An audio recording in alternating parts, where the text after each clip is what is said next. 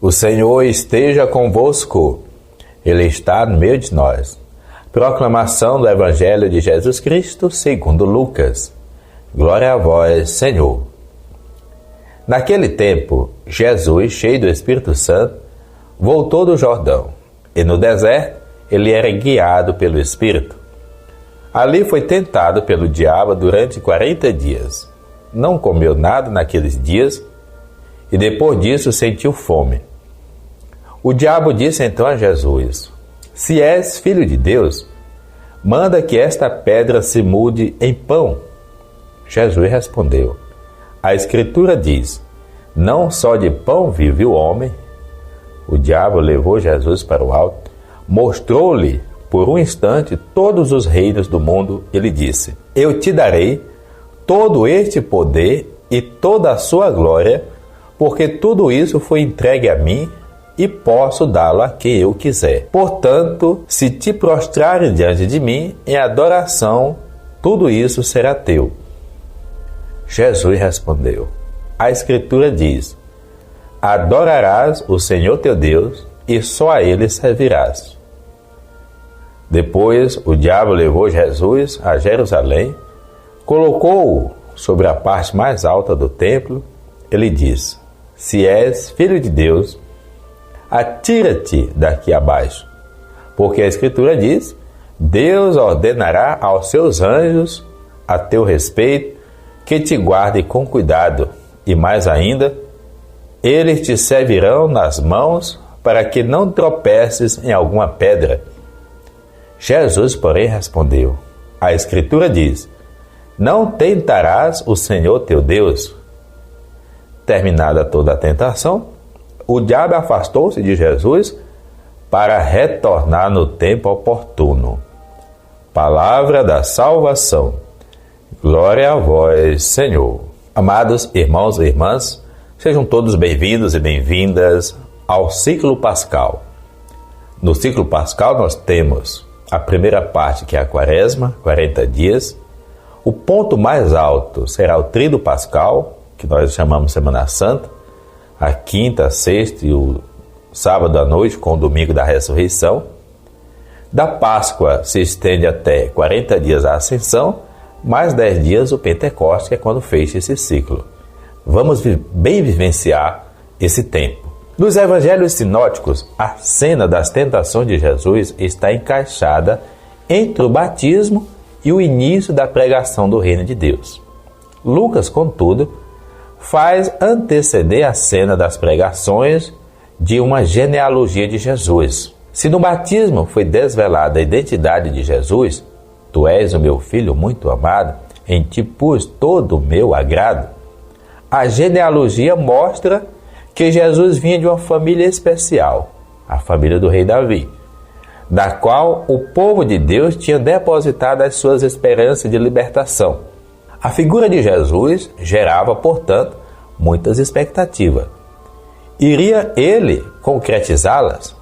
A sua vinda, as suas opções, corresponderia àquilo que Deus esperava dele e que a comunidade do povo de Deus aguardava ansiosamente?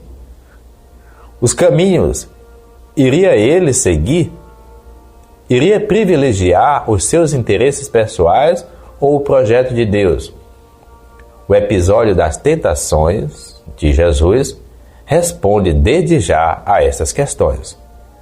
Trata-se de um episódio real, descrito de forma estritamente histórica, com um diabo a disputar Jesus o centro do palco. Trata-se fundamentalmente de uma página de catequese. É muito provável que Jesus, após o seu batismo no Rio Jordão, se tenha retirado, internado no deserto de Judá e passado alguns dias a meditar sobre a missão que Deus queria confiar-lhe. Nesse tempo de retiro, Jesus confrontou-se com a luta interior, com opções fundamentais, com a definição do seu projeto de vida. É natural também que mais tarde Jesus tenha falado nesse tempo de retiro. Jesus confrontou-se com a luta interior, com as opções fundamentais, com a definição do seu projeto de vida. e comentando com seus discípulos, falou de tudo aquilo que ele sentiu quando teve que escolher, a fim de que eles percebessem que diante da proposta do reino de Deus, também eles tinham que tomar decisões. Esse diálogo deve ter causado uma profunda impressão nos discípulos. O fato de o relato das tentações de Jesus ser conhecido desde o início nas comunidades primitivas mostra isso mesmo. O episódio é situado no deserto. O deserto é, no imaginário judaico, o lugar da prova, onde os israelitas experimentavam por diversas vezes a tentação do abandono de Deus e do seu projeto de libertação, embora seja também o lugar do encontro com Deus, o lugar da descoberta do rosto de Deus, o lugar onde o povo fez a experiência da sua fragilidade e pequenez e aprendeu a confiar na bondade e no amor de Deus. Será que a história vai se repetir? Que Jesus vai ceder às tentações de dizer não ao projeto de Deus, como aconteceu com os israelitas no deserto? As tentações de Jesus não são contadas da mesma forma que todos os sinóticos, Mateus, Marcos, Lucas. Marcos limita-se a referir que Jesus foi tentado, sem entrar em pormenores. Mateus e Lucas descrevem as tentações de Jesus em termos análogos, embora a segunda e a terceira tentação apareçam nos dois evangelhos em ordem diferente. Provavelmente Lucas, que é o evangelho deste ano, sempre preocupado em apresentar Jesus.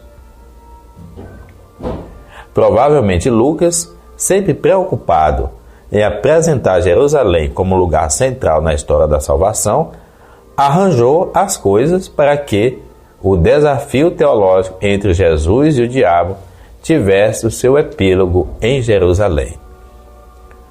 Lucas conta que depois do seu batismo no Rio Jordão, Jesus foi conduzido pelo Espírito ao deserto.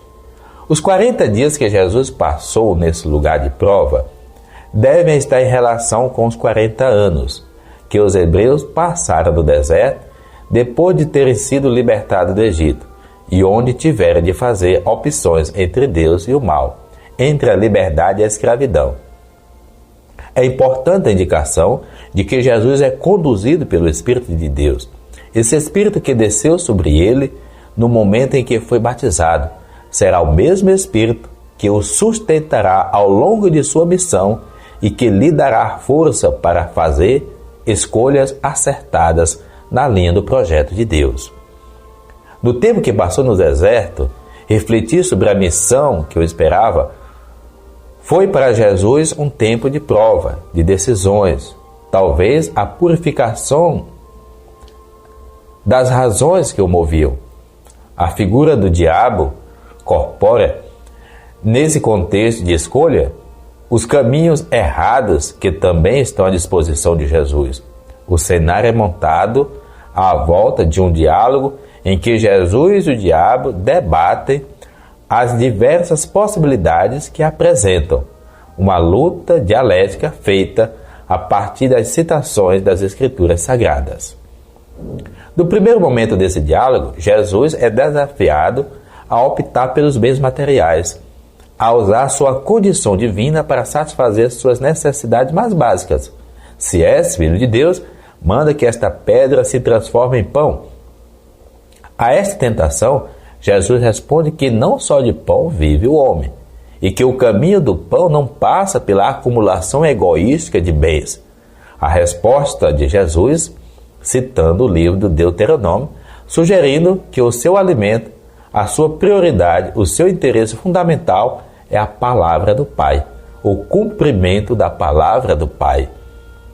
Nesse segundo momento desse diálogo, Jesus é convidado a escolher um caminho de poder, de domínio, de prepotência, ao estilo dos grandes da terra.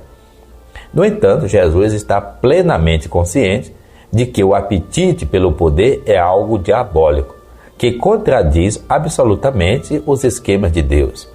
Citando Deuteronômio 6,3, Jesus afirma que o seu plano de vida, único e absoluto, é Deus.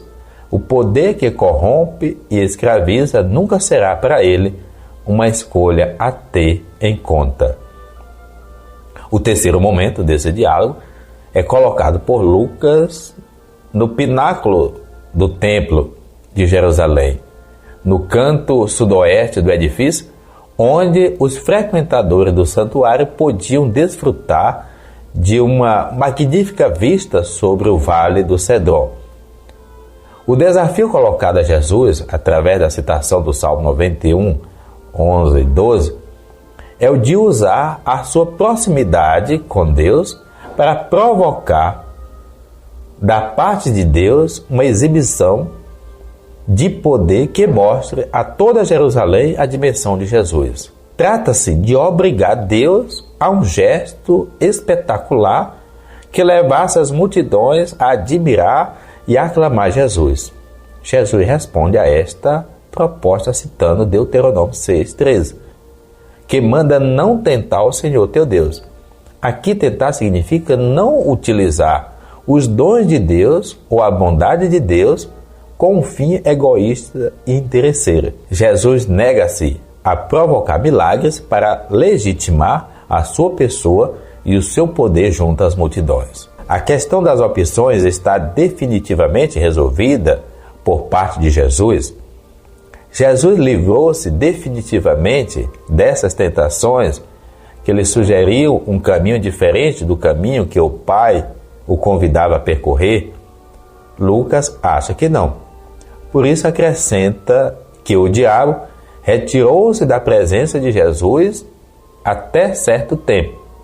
Jesus terá de renovar a cada passo a sua opção pelo projeto do Pai. Fica claro, contudo, qual é o caminho que Jesus, desde o início, se propõe a seguir.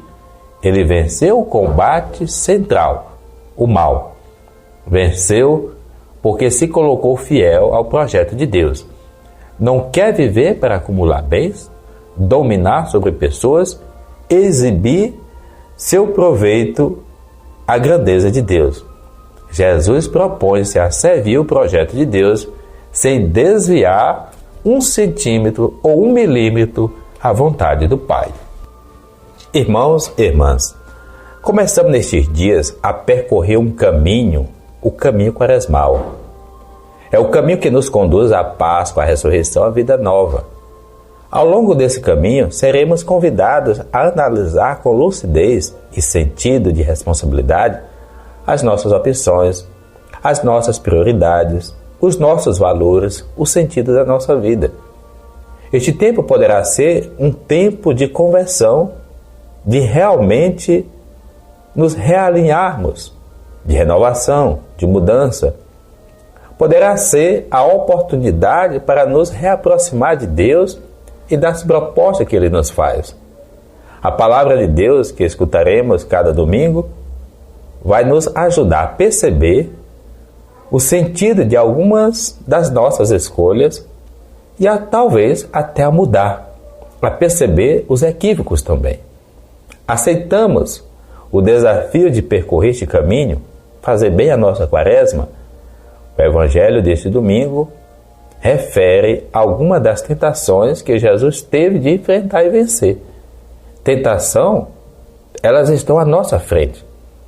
Compete a nós ter a coragem de dizer não àquilo que nos compete dizer não, em vista do amor de Deus e da edificação do ser de cada um de nós. Uma das tentações com que Jesus teve de se debater foi a dos bens materiais. É uma tentação que conhecemos bem, pois temos de lidar com ela todos os instantes, apelando à nossa apetência pelo conforto, pelo bem-estar, pela segurança. Ela convida-nos a acumular coisas, priorizar o dinheiro, a fazer dos bens materiais o grande objetivo da nossa vida.